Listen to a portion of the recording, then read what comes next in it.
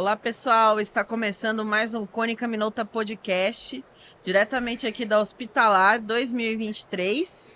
E o tema que nós vamos conversar agora é sobre a importância do monitor radiológico para o laudo da mamografia.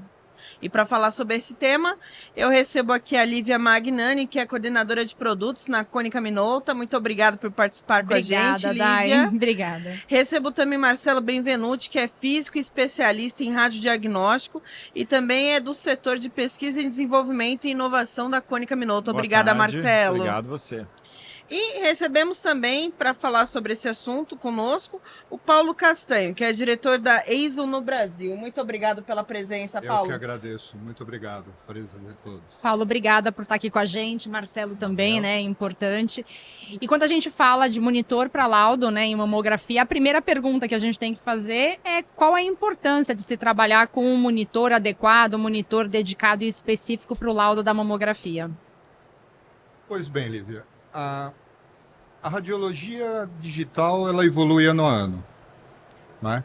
Então, nós temos novas formas de captura, novos protocolos de proteção ao paciente, proteção a dados, arquivamento e disponibilidade de imagens, não é? E o monitor radiológico ele faz parte desse fluxo digital, não é?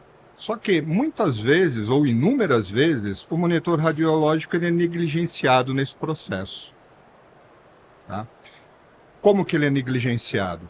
Se a gente pensar na cadeia produtiva do laudo e na gestão do gerenciamento da qualidade e vamos ver o investimento, quase sempre é investido na captura da imagem e no pós-processamento, não é? E o monitor ele é tratado como um elemento de TI, como um item de TI, quando não deveria ser assim, né? O monitor ele tem características específicas e faz parte desse processo, né, de digitalização, né, da radiologia digital, da qualidade do laudo, da segurança do laudo. Bem? Perfeito. Não é? E importante lembrar também, né, Paulo, que de todas as modalidades do radiodiagnóstico, a mamografia é, sem dúvida nenhuma, que tem a tarefa mais difícil de todas. Por que eu digo mais difícil de todas? Porque é na mamografia que a gente tem a obrigação de detectar as menores lesões, né? A gente tem, numa ordem de grandeza, né, das lesões da mamografia, a gente precisa enxergar lesões de menos de 0,5 milímetro, de 0,3 milímetros, né, enfim. Então não adianta só a gente ter protocolos de execução competentes, máquinas, né, de mamografia calibradas, né, e de qualidade, porque isso a gente tem já no mercado disponível. E aí, depois de fazer o exame bem feito, quando a imagem chega lá no radiologista para laudar, aquela microcalcificação, ela simplesmente não está na imagem por conta de que a placa de vídeo, a resolução do monitor acaba fazendo ela sumir mesmo da imagem radiográfica, né? Então, nesse contexto, cabe muito aqui essa discussão da gente explicar para as pessoas, né, que tão importante quanto ter um mamógrafo ou até um bom radiologista à frente da mamografia, sim, que a mamografia é uma modalidade, Paulo, tão vigiada hoje no Brasil, que inclusive precisa ter um radiologista com especialização em mamografia para esse trabalho específico. E não é incomum, como tu mesmo observaste, a gente encontrar serviços que acabam, né, ali nessa reta final da aquisição da modalidade, enfim, suprimindo o monitor, que é de suma importância nesse fluxo de trabalho aí também. Então. E é possível a gente definir qual seria a diferença do monitor específico para o laudo de mamografia, né? Uhum. Ou preparado para esse laudo, você pode laudar outras modalidades nesse monitor, né? Você não vai só laudar mamografia. De um monitor comum, também se fala muito hoje, vou deixar já uma outra questão para a gente tratar, né? O monitor diagnóstico em si, existe uma diferença do monitor clínico para o monitor diagnóstico. A gente tem como falar, de uma maneira simples, claro, quais seriam as diferenças desses monitores? Sim, certamente. São inúmeras diferenças. Bom, Primeiro, o monitor radiológico é um dispositivo médico. Como tal, ele segue o protocolo DICOM, não é? Então, falando especificamente em mamografia, o que é importante? Tamanho do pixel e a densidade do pixel. A resolução espacial do monitor para acomodar a imagem da melhor forma possível. Nós costumamos dizer acomodar a imagem de 1 para 1, ou seja, da captura na tela do monitor. Sem interpolação, sem alguma coisa que altere a imagem, ela natural, não é? Os monitores para mamografia possuem altíssimo brilho e relação de contraste, não é? Softwares de calibração, sensores de calibração para manter o monitor dentro do padrão DICOM ao longo do tempo de vida útil ou até mais do monitor. Nós temos casos de monitores para mamografia com 7, 8, 10 anos no Brasil, que devidamente calibrados periodicamente funcionam perfeitamente bem, não é? Sensores de estabilidade de brilho, sensor de uniformidade de tela. Um conjunto de ferramentas que oferece conforto e segurança ao profissional que está produzindo o laudo, não é? Como foi muito bem colocado aqui, a importância de identificar e classificar uma lesão logo no início é super importante. 25% das mortes por câncer de mama poderiam ser evitadas se diagnosticado logo no início, né? Segundo o INCA, 95% de chances de cura quando identificado logo no início que a lesão está se formando. E nós estamos falando de alguma coisa assim como 74 mil novos casos de câncer de mama no Brasil para 2023.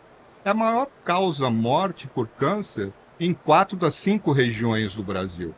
Então, o monitor radiológico, como um dispositivo médico, poucas pessoas sabem, mas ele possui um processador interno que monitora tudo isso que nós estamos falando em tempo real.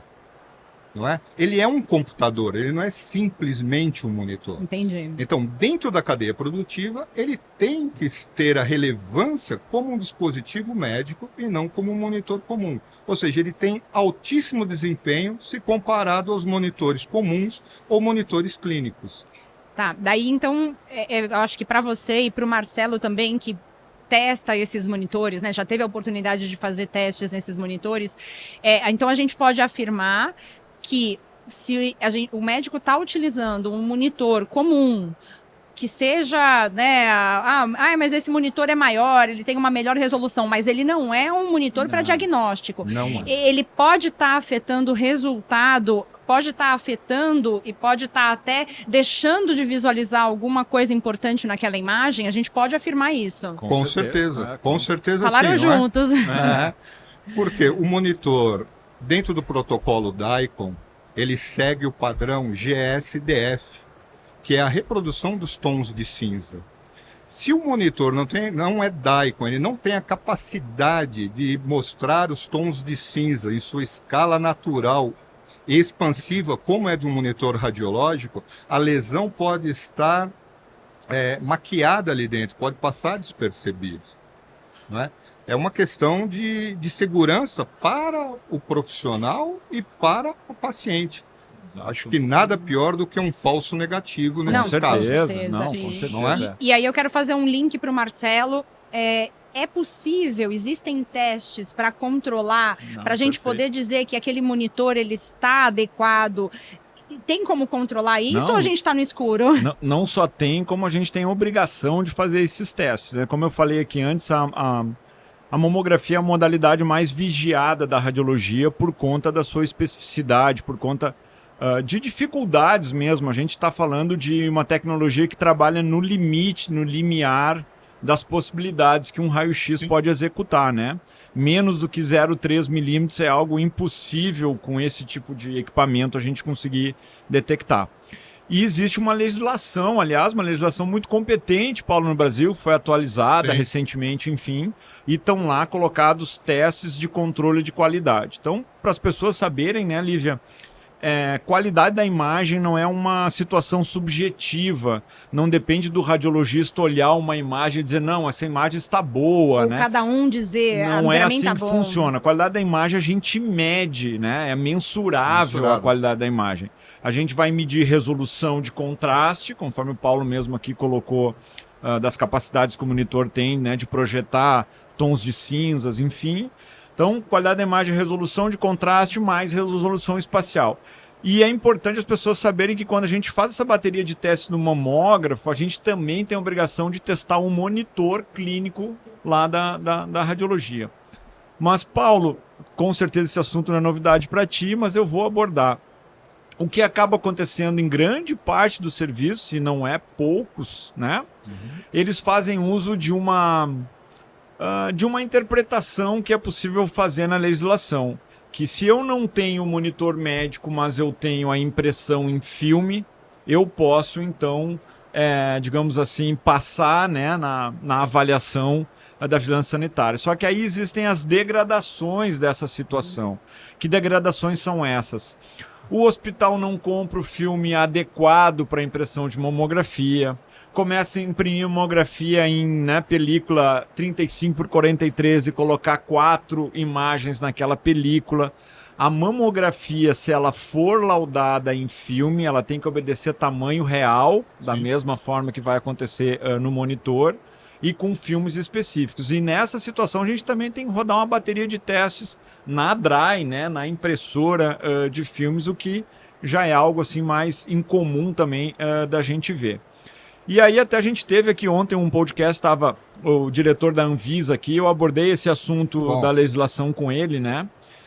E alguns estados, Paulo, já encontraram um caminho para fiscalizar isso de forma melhor. E qual é esse caminho? É a gente monitorar pelo registro Anvisa do monitor. Sim. Os monitores de mamografia, os monitores de raio-x, eles têm registro Anvisa. Então a EISO, para comercializar no Brasil, ela precisa registrar o produto como um produto médico, né? Então, a partir daí, a gente passa a colocar nesses laudos, né, nesses testes de controle de qualidade, o número Anvisa do monitor.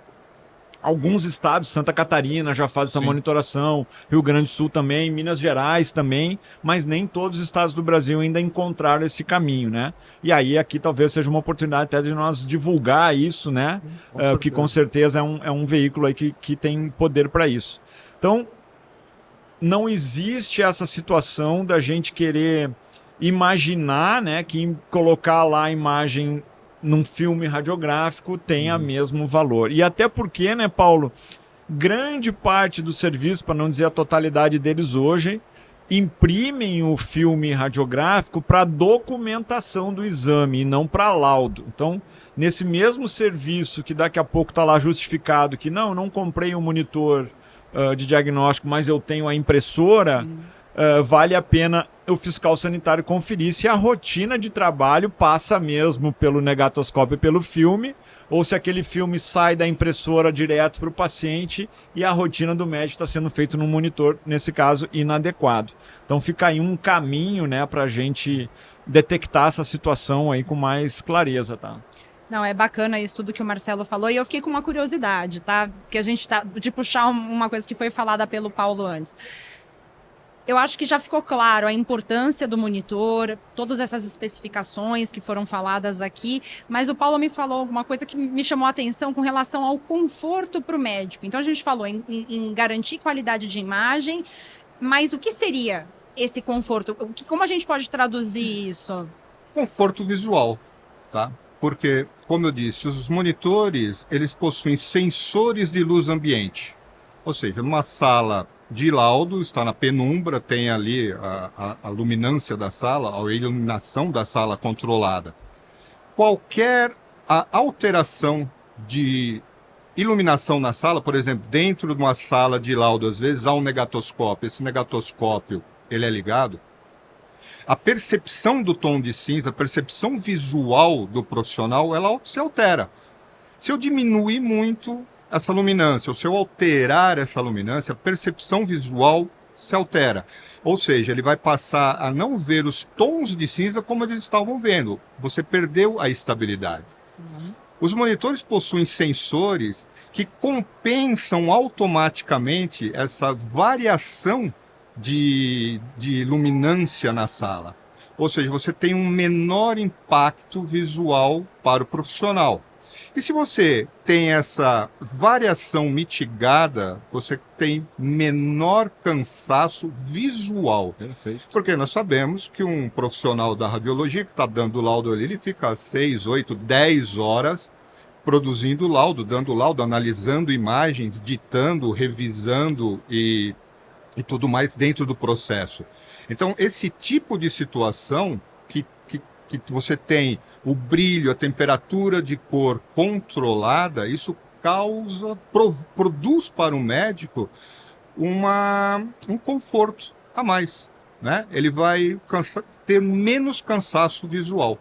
Isso é o conforto, não é? E todas essas ferramentas, e como o Marcelo muito bem disse, também dá a segurança para a produção de um laudo preciso, Exato, né? exato. Específico, um laudo, não é, de melhor qualidade. Isso. Porque se a gente comparar mesmo, como eu falei no início, todos os problemas que o Marcelo apontou aqui, sobre o filme, sobre a calibração da impressora, a gente não falou ainda nem no negatoscópio. Ou Sim. seja, toda a parte de visualização, que seria ali o complemento, né, para um laudo seguro, tranquilo, muitas vezes ele é negligenciado. Ou seja, todo mundo vai olhar a captura. Por exemplo, o mamógrafo tem a sua importância. Todo mundo vai verificar os softwares de pós-processamento, se a imagem está chegando, se está tudo ok. Mas e na hora da visualização? Esse é o complemento, né? É um dispositivo médico, está no fluxo. Santa Catarina realmente, acho que é o estado que mais avançou nesse conseguiu sentido. avançar, é verdade. Que avançou nesse sentido, inclusive na fiscalização. Isso mesmo. Porque eu recebo muitas ligações, muitos contatos do pessoal, né, pedindo, inclusive, registros do monitor que já não existem mais, que já foram descontinuados. E Marcelo, quem peça até registro de um monitor que não é médico. Sim. Um monitor comum. Você sabe como eu acho isso? Não existe, não tem existe. como achar. Exato. Nós não vamos citar marcas, mas não existe. Um monitor comum não vai ter registro nunca. Não vai. Exatamente. Né? Mas falaram que eu poderia usar.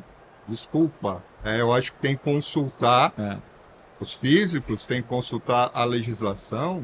Né? A gente procura, nós da ESO procuramos, assim como outros concorrentes nossos, procuram essa aproximação com o físico também. Porque a gente tem que entender qual que é a demanda deles, o que a gente poderia melhorar. Os produtos estão aí, ótimos, excelentes.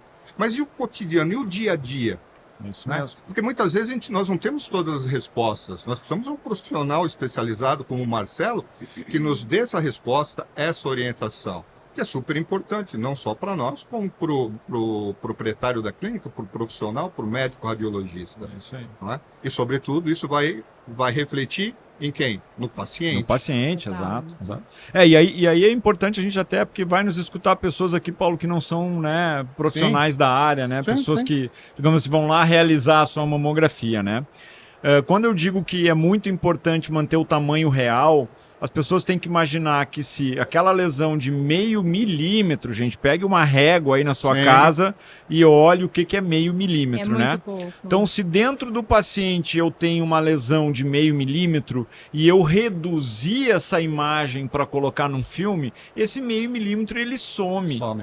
E aí cria-se uma situação excepcional, Paulo, porque assim, o médico ele não errou. Porque não estava lá a lesão de 0,5 milímetro. Na imagem que foi oferecida para ele fazer o trabalho dele, ele não errou. Sim. Né? E isso cria uma dificuldade até de responsabilizar, né? Enfim. E para as pessoas também dimensionar de que tons de cinza nós estamos falando, Paulo. Quando a gente tinha o filme radiográfico lá, processadora úmida, né? Revelador, fixador, água e secagem, a gente trabalhava com até 32 tons de cinza e já fazia diagnóstico de mamografia. Hoje, um equipamento digital trabalha com 65.400 e tantos tons de cinza. Nós muito mais. evoluímos, gente, numa escala gigantesca. Agora, de novo, se o equipamento adquirir a imagem com 65 mil tons de cinza e o monitor não tiver a capacidade, a competência de projetar esses tons de cinza na tela, muito pouco adiantou a gente ter o melhor equipamento de mamografia. É disso que a gente está falando aqui, Exatamente, na verdade. Né? É a cadeia completa, né? É a cadeia completa. É como vem se da a evolução não tivesse resolvido nada, né? Você decepa a tecnologia justamente na hora do médico fazer o trabalho dele. E veja bem, né? De longe, né, Paulo, nós estamos falando em alguma atitude equivocada ou errada. Muito disso passa por desinformação. Com Né? certeza. Às vezes o médico vira lá para o cara da TI, como tu bem trouxe aqui, e a pessoa da TI acha que a televisão lá da casa dela, né, que Sim. é de alta tecnologia e tal, tem os Sim. mesmos 5 megapixels, mas não é disso que a gente está falando. A gente está falando de um monitor específico para o trabalho médico. Foi desenvolvido para o trabalho médico, né? Exatamente. O que eu costumo dizer, a resolução, ela é importante, muito importante, mas não é um item Não, isolado exato, de importância, Paulo, exatamente. não é? Não é um item isolado de importância. Exatamente. Né? Imagine você, como você disse, 0,5 milímetro, reduzido, não é? Ele se perde naqueles milhares de detalhes Nossa, que uma com imagem certeza. de mama captura, Com certeza. que é a mais complexa, é o Isso. tecido adiposo, Isso. canaizinhos Exatamente. de veias, enfim. A gente tem uma Né? nomenclatura para isso, né, Paula, que a gente trata de profundidade, né? Então, se a Profundidade. imagem radiográfica, por conta dela ser uma sombra do tecido mamário, a gente tem sobreposição das estruturas mamárias. Então, Sim. você imagina ter que detectar 0,5 milímetro no meio de uma espessura de um tecido, né? Sim. Então, a gente tem sobreposições de tecido. Aliás, né, Lívia, por isso que a gente tem as manobras, né? Quando a gente suspeita de uma lesão na mama, existem manobras especiais, incidências complementares, para a gente tentar sair, né, daquela calcificação que pode estar atrapalhando aquela massa que tem na mama, para a gente tentar realmente visualizar de uma forma mais Clara, completa, né, e mais completa. clara aquelas lesões. Como eu disse no início, Paulo, a mamografia, sem dúvida nenhuma, fica com a tarefa mais difícil da radiologia.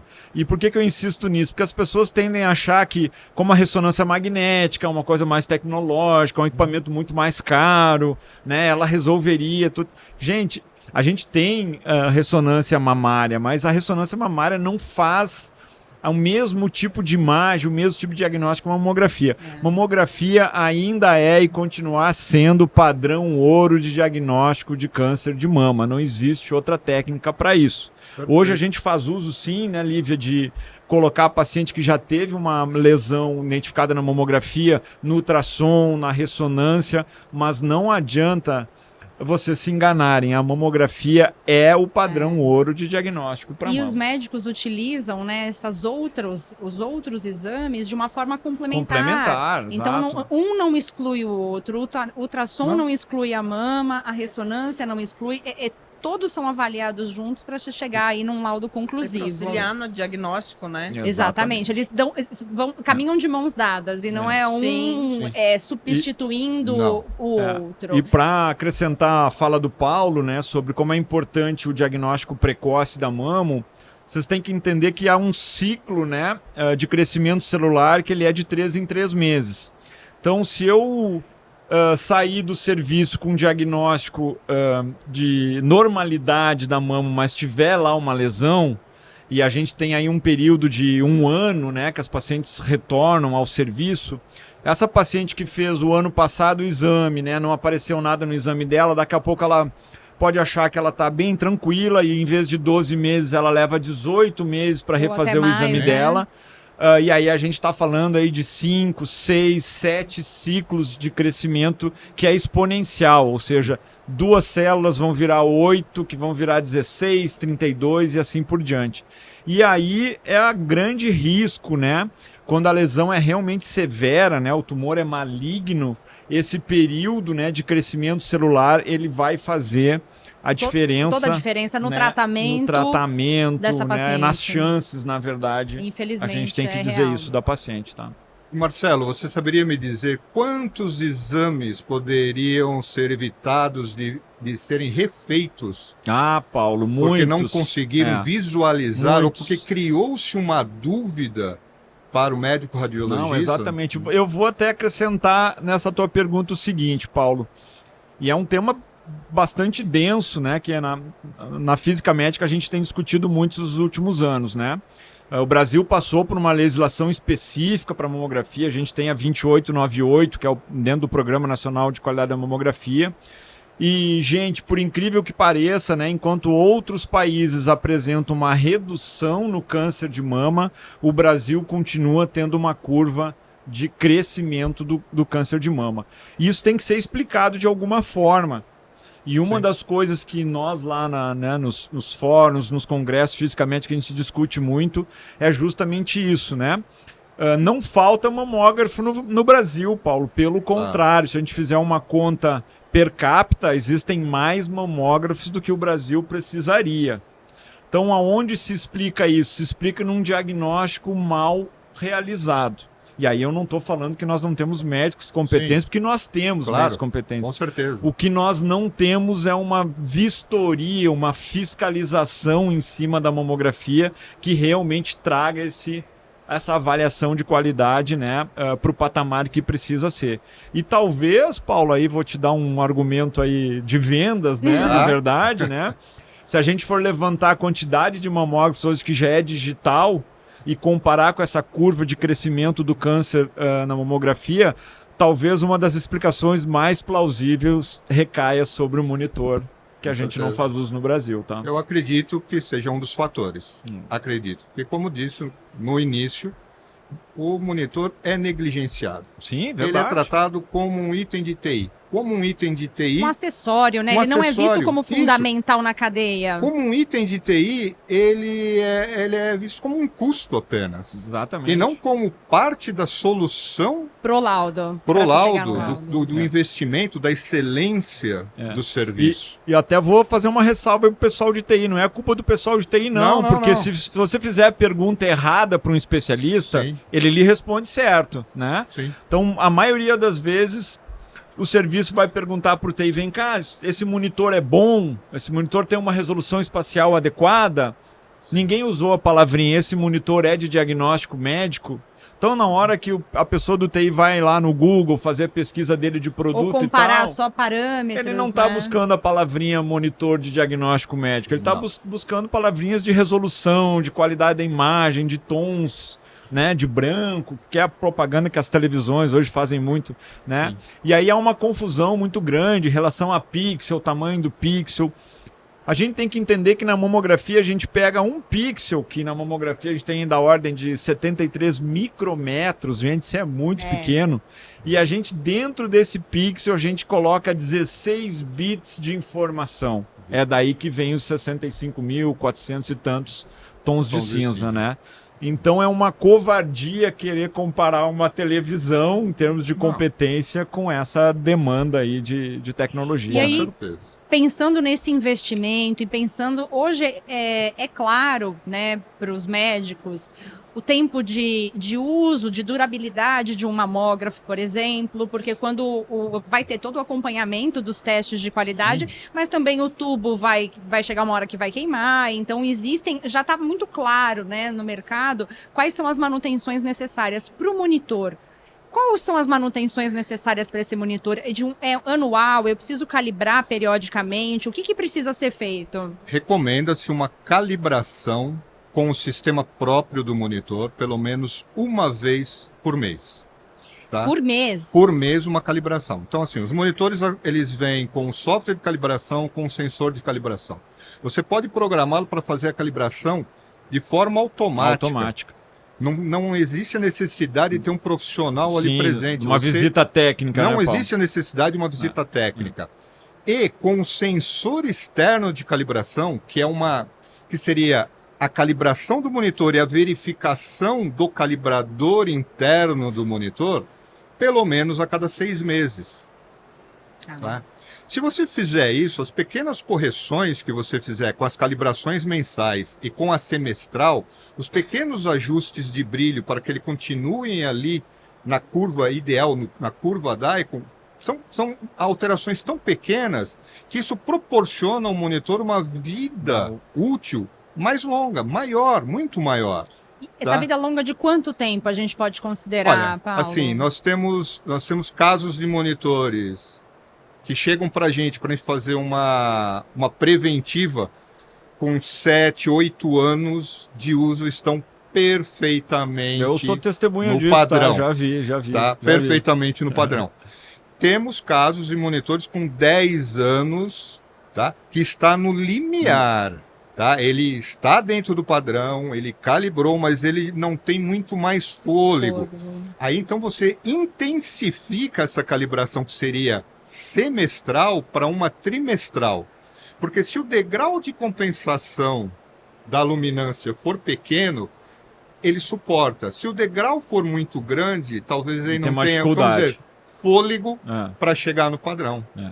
Tá? Então, equipamentos devidamente calibrados, inspecionados, mensurados, têm uma vida útil aí de, no mínimo, vamos falar, 7 anos. Isso mesmo. Tá? 7 anos, com E aí- tranquilidade. E aí tá a diferença, né, de uma televisão para um monitor que é um computador, né? A sua televisão de Sim. casa, ela não ajusta automaticamente, não calibra de forma automaticamente, alguma, né? De forma Tá aí alguma. a prova de que aquilo ali não é só um monitor, né?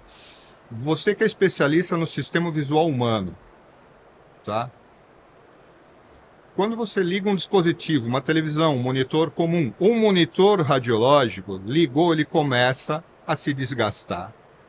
Se você não tiver o cuidado desse ajuste, dessa calibração, ao longo do tempo ele vai se desgastando, vai perdendo brilho. Porém, o sistema visual humano, nós somos seres inteligentes, ele vai compensando essa diferença. Exatamente. O médico vai se habituando, os olhos do profissional vão se habituando a essa diferença. A degradação da A imagem. degradação. Isso mesmo. Até o momento que ele não percebe mais, que ele não está visualizando a lesão, aquela microlesão.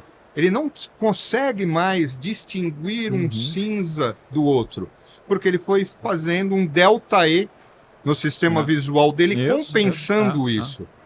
Por isso que, assim, às vezes, na reposição de um monitor que já está muito antigo, o profissional fala, não, mas isso tem muito brilho.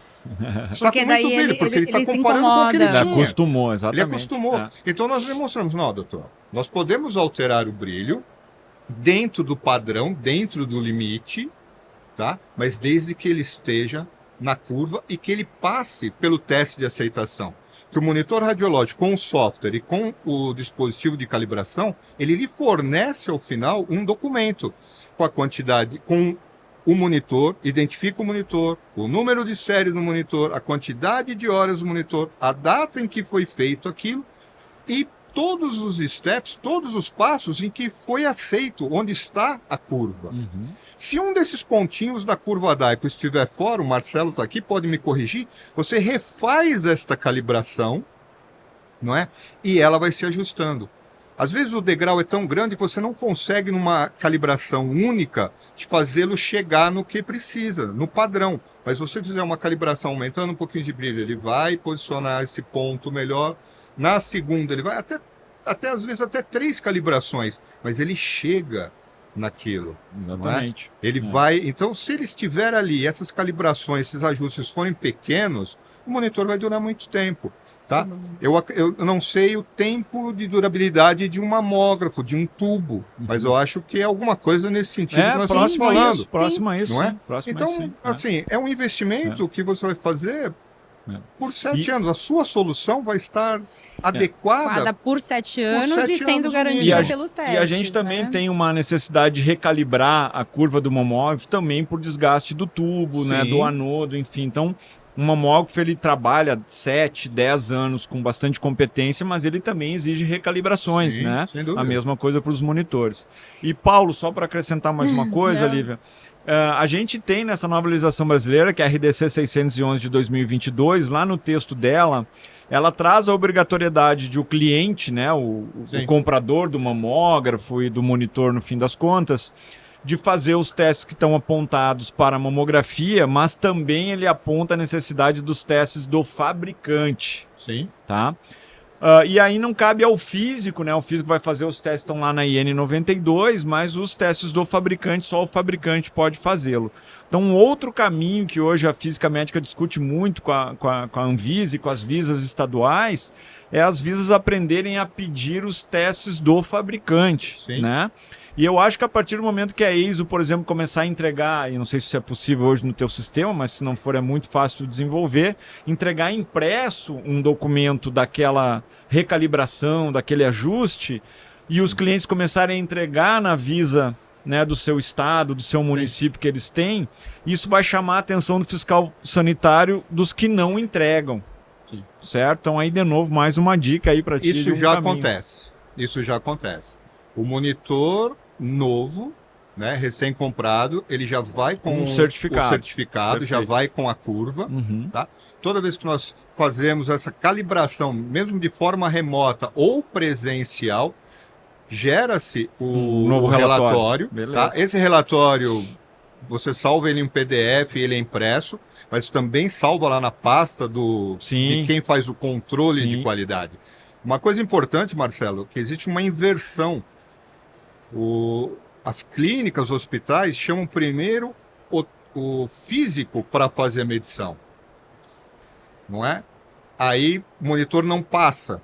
Então chama o fabricante para fazer a calibração. Se chamasse primeiro o fabricante, quando o físico fosse fazer a medição, ele já estaria... Na verdade, no Paulo, o padrão. jeito certo de trabalhar é chamar os dois juntos no Os mesmo dois juntos, momento. Também sim. seria uma ótima ideia para trabalhar em conjunto. Na cônica, a mesma coisa. A gente vai fazer manutenção no equipamento, né? Chama o físico junto. Porque se tiver alguma coisa de errada, já corrige na hora. Corrige na hora. Senão vai dar uma segunda visita ou para um lado ou para outro. Para um né? lado ou para o outro. É. Então, assim, olha, o monitor está EISO, ou fabricante, você fez a sua parte? A minha parte está feita. O físico faz as medições. Olha, não chegou. Não chegou? Então, refaça a calibração o fabricante. O físico mede novamente, está dentro do padrão. Ok, está aqui. Tem um documento do fabricante, que não tem peso de lei, é diferente, né? Mas você conhece a Mas você tecnologia conhece, e está Você tem testando ali, que ela exatamente. tá boa para O ser meu trabalhada. fabricante está falando que está ok. Uhum. O físico agora disse que está ok, está dentro do padrão. É trabalhar. O monitor está no padrão, você tem segurança, você tem conforto, pode continuar o seu processo eu acho produtivo. que esse olhar dos dois trabalhando juntos vem muito de encontro a você pensar que, obviamente, o fabricante ele entende do que está ali, da tecnologia, e o físico vai ajudar a tirar o melhor da tecnologia em prol do diagnóstico que vai terminar no paciente, né? Então a gente sempre tá pensando nesse caminho junto. Aí a gente, pelo tempo, né, precisamos ir caminhando aí para o final da nossa bate-papo, mas ainda fico numa dúvida e quero trazer isso. Os monitores diagnósticos, eles são acessíveis, Paulo? Eles são acessíveis realmente comparado ao custo do investimento do mamógrafo? Como isso hoje está no nosso mercado? Melhorou muito. A tecnologia, ela se desenvolveu de tal forma, né? E com o passar do tempo, os monitores foram, digamos assim, barateados. Obviamente tem um valor agregado por toda a tecnologia embarcada, Claro. por tudo que ele oferece, tem um valor agregado embarcado. Mas assim, não é um investimento proibitivo, não, né? Existem formas de aquisição, aluguel, enfim, uma série de situações. Sim. Então, comparando-se com um mamógrafo, hoje creio que ele custe aí uns 10, 15%, talvez, o valor de um mamógrafo. Tá? Dependendo do monitor, né? Ele pode chegar ali a uns 20% do valor do mamógrafo. Eu, sinceramente, não tenho noção de um valor assim específico de um mamógrafo, mas é o que a gente costuma até ouvir dos próprios clientes. Pô, isso vai me custar mais 15%, 20%, mais 10% para investir nessa situação. Então, é assim, é acessível. Já foi mais difícil, né? Já foi mais difícil, tecnologia mais cara. Sim, vendia-se né? menos também. Vendia-se menos, não tinha... por falta até de conhecimento, né? Da informação, se vendia menos. Hoje não, hoje está bem acessível. E a procura também aumentou. Você vê Aumentou. toda essa questão de ter uma legislação, Sim. de ter regras, isso trouxe uma procura maior pelos monitores. Trouxe sim, trouxe uma procura, uma pesquisa, um melhor entendimento, quais as possibilidades, o que se tem no portfólio, o que atende este exame ou aquele exame, o que, quando se fala em mamografia, é aquilo, não tem para onde correr. Não tem como discutir. Não tem opção, Paulo, tem que não ter, tem, né? Exatamente, tem que ter, tem, não é isso. Mas assim, existe sim uma procura, um interesse maior. Nós percebemos isso ao longo dos últimos, de 2015, 2016 para cá, o que a gente chama, né, no nosso jargão comercial, da qualidade do lead, de quem nos visita na feira, né, numa feira de exposição, procurando um equipamento específico, querendo entender, inclusive entender as diferenças, né? Se possível ali comparar o radiológico com um monitor comum, essa situação. Então, assim, eu acho que estamos muito melhores do que há 10 anos atrás. Com certeza. Temos um caminho ainda efetivamente longo para percorrer, não é? Mas eu acho que essas ações, esse tipo de conversa, essas coisas, o que nós fizemos aqui agora contribui e muito, né? Por isso que eu acho importante o fabricante participar de eventos dos físicos para entender o dia a dia do físico, o que ele encontra lá na ponta e como a gente pode melhorar isso. O físico entender o que o monitor oferece, o que ele tem, quais são as características, o que ele pode extrair dali, né? O que ele pode exigir a mais disso, né? E, obviamente, o aval do profissional, que também vai perceber a diferença de qualidade do que ele está vendo, né? Da ferramenta que ele adquiriu, né? Acho que tudo isso agrega valor à cadeia produtiva, tudo isso agrega valor a todos os elementos que compõem, né, o que estão antes e durante o processo de um laudo de mamografia ou de um laudo de exame médico ou de outras modalidades. Não, eu acho que esse papo foi esclarecedor.